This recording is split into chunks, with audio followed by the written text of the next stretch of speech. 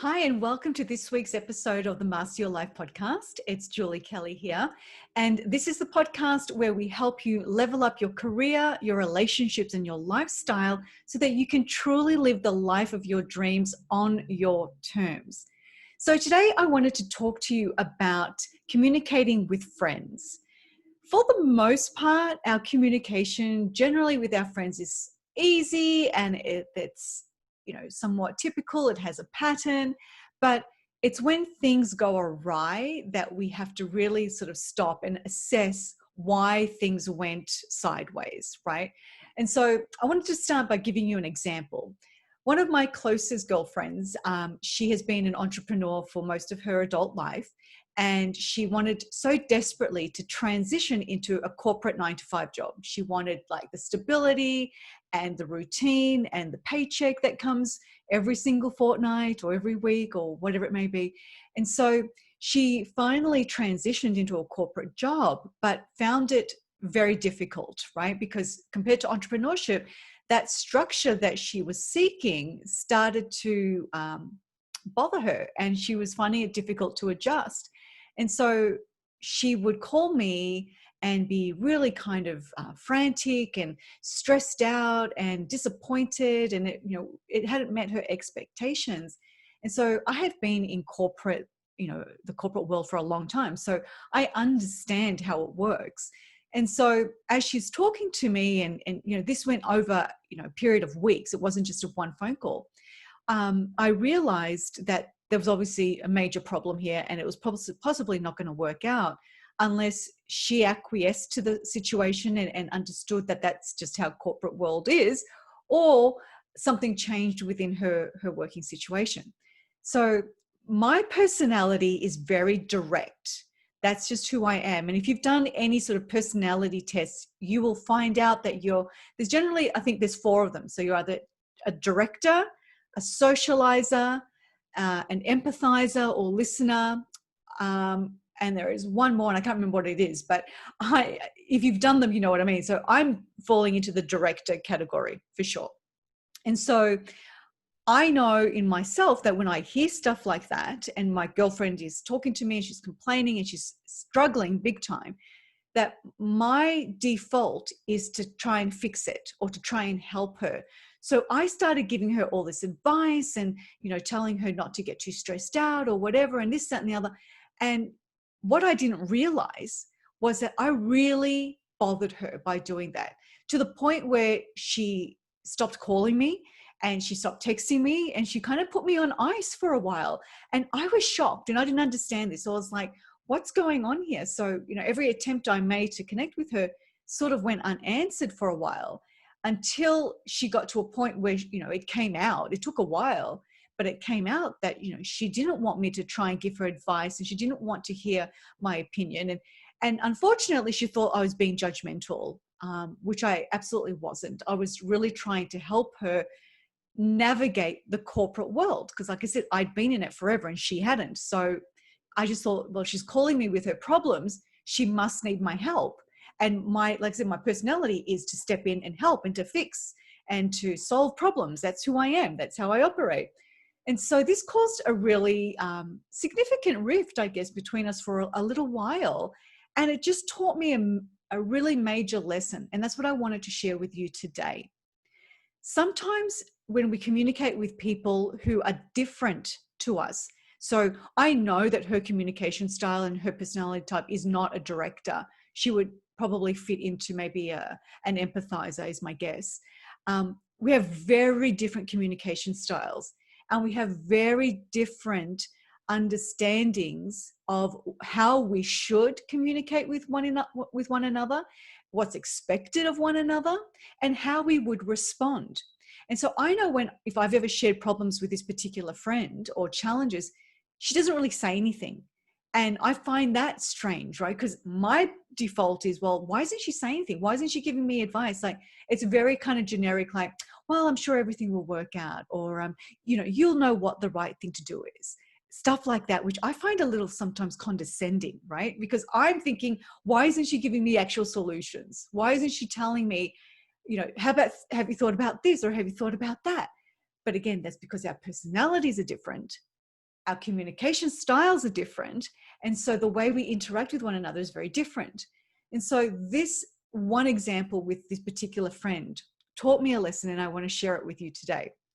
And that is that different personality types have different communication styles. And so when we're in a situation where maybe we think we have to fix it, or we have to provide a solution rather than just support, it's really important, I think, and this is what I do now, not just with her, but with lots of other friends too, is I qualify what they need from me. So I let them talk, I let them cry, I let them yell and scream or whatever it may be, right? Let them vent. And then when they stop talking, instead of me just jumping in and trying to fix it and do my thing, right? Instead of doing that, now I preface that conversation and I preface my response with, would you like my advice? Or would you like my opinion? Or I even just question them and say, are you just wanting to vent with me? Or would you like me to step in and tell you what I think about this situation? Right? So what I've done is I have created a boundary, a healthy, respectful boundary, both for that person that's ranting or complaining or sharing a problem, as well as for myself. And so I'm not going to put myself in a situation that's going to compromise my relationship, but I'm also going to say to that person, hey, I'm here for you. You tell me what you need and I'll give it to you. And if you just want to vent, I'll just sit here and listen. And I won't give any advice. I won't give my opinions. I won't say anything. But if you do want my advice and my opinion, then I'm going to step in. I'm going to tell you what I feel and what I think. It's up to you what you do with it, but I'm just going to tell you what my experience has been. And so this small shift in how I communicate, especially with this particular friend, has really transformed my relationship with them, because now there isn't that misunderstanding, or I don't step over a boundary that I didn't know existed, right? And I don't create that sort of friction or that tension between us, because I don't just go by default. I preface and I qualify what he or she needs from me before I say anything and open, my big mouth. So this has been a little tricky for me, because like I said, my innate natural response and my default response is to literally go in and just try and provide a solution. That's who I am. It's what I do. So, when I'm on stage or when I'm in workshops, giving workshops, I'm always giving solutions and giving alternatives and trying to train people to think differently, to act differently, to behave differently. So my default is really in a teaching mode, right? So that's who I am. So it's very difficult for me to step out of that. But with some conscious awareness and understanding that other people don't necessarily operate the same way that I do, I've been able to support and nurture those conversations and those relationships and know when to step in. And now I know when to just sit back on the sidelines and just listen and maybe just, provide support or just provide an ear, right, to somebody. So that's something to think about. So if you've ever been in a situation where, maybe there's one particular person in your life that you have sometimes, right, fiery conversations, or things get a little bit heated more often than they do with other friends or other family members, I would really encourage you to use this approach and to really preface every conversation with that person with, what is it that you need from me? Like, tell me what you need and I will give you that. And that way there's no misunderstanding. There's no assumptions made, because like I said, in that particular story that I shared with you, she made an assumption that I was judging her. And that really hurt my feelings when I found that out. I was like, why would I be judging you? I was trying to help you. I wasn't judging you. And it's not my place to judge you. I've lived through so many challenges of my own that I now know that it's not my place to judge anybody, because I don't know their entire story. We never know the entire back end of what's happening in somebody's life, no matter how close we are to them. So I've really consciously made an effort not to judge anybody. really. And it's come easy to me because, like I said, of the challenges that I've faced. And so I invite you to use this method with those people that you seem to struggle or to have difficult conversations with more often than not. And I really think that if you do implement it, and you can implement it either from the start, right? So if you know that that person's like coming in hot, for instance, right, you could preface this conversation by saying, hey, before you get into it, are you just wanting me to listen, or do you want me to help you like overcome this challenge? Do you want me to provide a solution? And so by doing that, you're really going to set up healthy boundaries with your conversational style with other people while providing them with exactly what they want. So all the guesswork is taken out of it. And by eliminating all the guesswork and all the assumptions and our default responses to those situations, we've now established a more healthy, balanced, almost emotionless, if you like, neutral place to have a conversation. And so there is no heated discussion. There's no reason for you to be in combat with that person or to feel that you need to fix anything or to fix them. You're just there to either listen, provide advice, guidance if they want, provide your opinion, and then you're out. You can tap out at that point. Say, okay, I've done my bit, but you're still giving that person what they need. So the next time you're speaking to somebody and this comes up, like I said, you can stop it midway and say, hey, I just want to know, do you need me to say anything or just listen? What do you need from me? That's all you can ask them is, what do you need from me in this conversation? How can I help you? Right? Those are 4 really powerful words. How can I help you? Right? Think about that. How can I help you? 5 words. I said 4, but 5. How can I help you? That's something that could help anyone in any situation, really. And so I want you to think about that moving forward in your relationships, maybe adding that into your conversation that might actually transform your relationships. And like I said, this is the place where we help you try and level up those relationships.